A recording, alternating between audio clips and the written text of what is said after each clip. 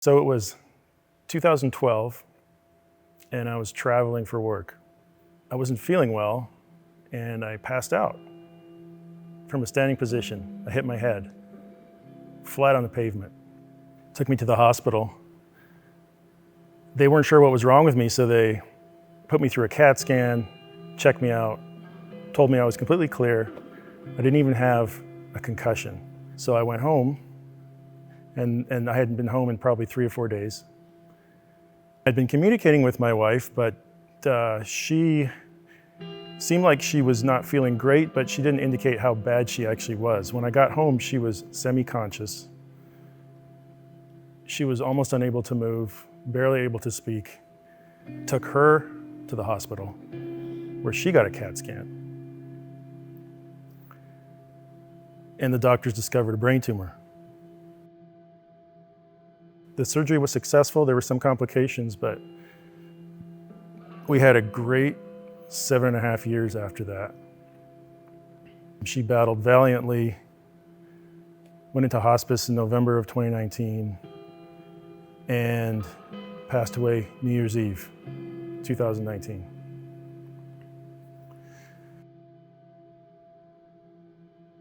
I didn't know what to do with myself.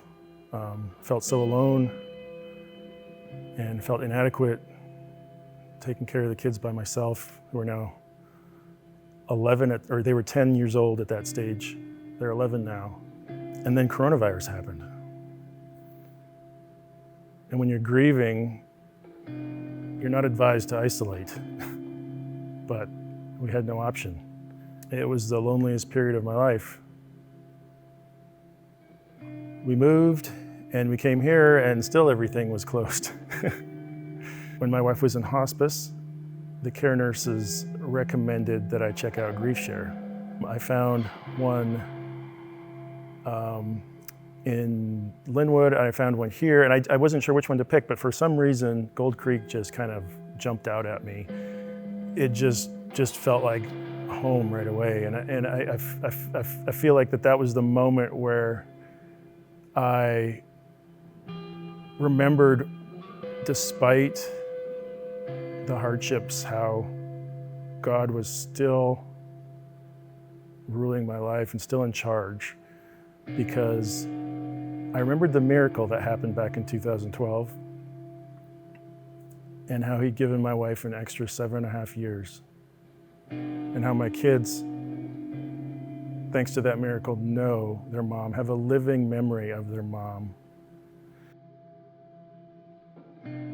It was a real turning point for me, and it was a reminder that God is in control, and I don't have to be lonely, I don't have to be fearful, or I don't have to feel like I'm in control, that he loves us and he's looking out for us.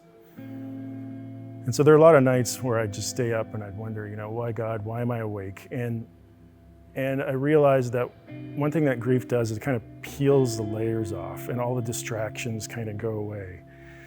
And it's just you and your silence and God, and he's able to actually, speak to you and minister to you in ways that maybe he couldn't before, because you were so busy and overwhelmed, and you just have to trust that God knows best, and that perhaps a tragedy can lead to a positive outcome. God can use a horrific symbol like the cross for something good. He can certainly use my wife's death for something good too.